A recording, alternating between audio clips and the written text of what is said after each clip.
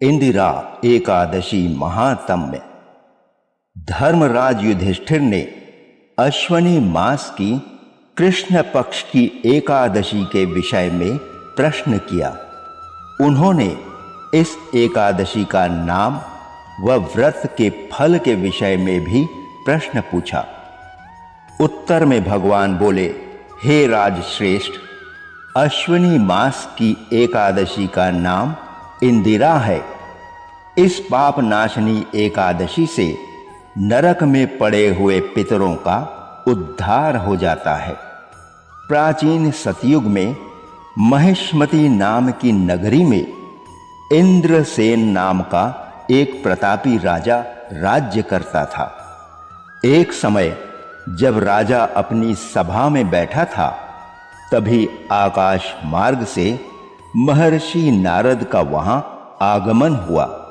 महर्षि नारद बोले, हे राजन, आपके राज्य की कुशलता व आपकी धर्म परायणता देखकर मैं अति प्रसन्न हूं। तब राजा बोले, महर्षि, आपकी कृपा से मेरे राज्य में सब कुशल पूर्वक है। इस पर नारद जी ने कहा, हे राजन, मुझे महान आश्चर्य हो रहा है कि एक समय जब मैं ब्रह्मलोक से यमलोक में गया था, तो वहां मैंने तुम्हारे पिताजी को बैठे देखा। तुम्हारे पिताजी महान ज्ञानी, दानी व धर्मात्मा थे, परंतु एकादशी का व्रत बिगड़ जाने की वजह से उन्हें यमलोक में जाना पड़ा। तुम्हारे पिताजी ने तुम्हारे लिए एक समाचार भेजा है।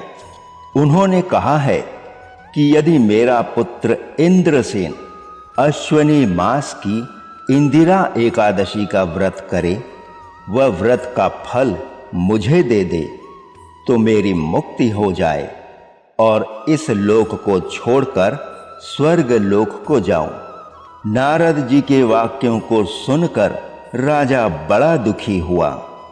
वह इंदिरा एकादशी की विधि पूछने लगा।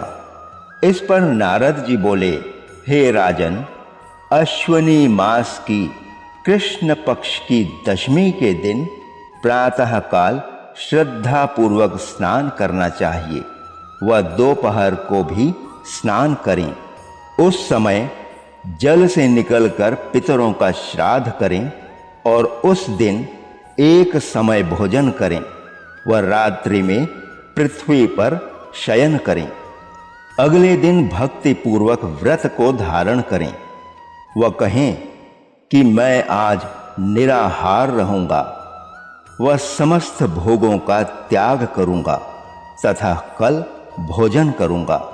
हे भगवान, आप मेरे रक्षक हैं, अतः मेरे व्रत को निभाइए।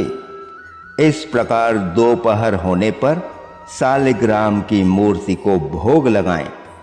भोजन से कुछ हिस्सा गौ को दें व भगवान विष्णु की धूप, दीप, नैवेद्य आदि से पूजा करें। इसके उपरांत द्वादशी के दिन मौन रहकर बंधु बांधवों सहित भोजन करें। हे राजन, यदि इस विधि से एकादशी का व्रत करोगे तो तुम्हारे पिताजी अवश्य स्वर्ग को जाएंगे।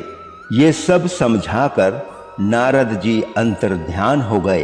राजा ने पूरी विधि के साथ अपने बंधु बांधवों सहित इंदिरा एकादशी का व्रत किया।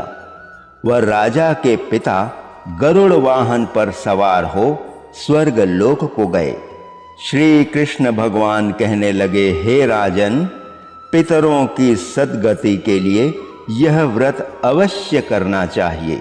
इस कथा को पढ़ने व सुनने से पापों का नाश हो जाता है व अंत में स्वर्ग का वास मिलता है। कृपया अधिक से अधिक शेयर, लाइक व सब्सक्राइब कर इस निष्काम प्रयास को सफल बनाएं। श्री राधे, श्री राधे। जय श्री कृष्ण।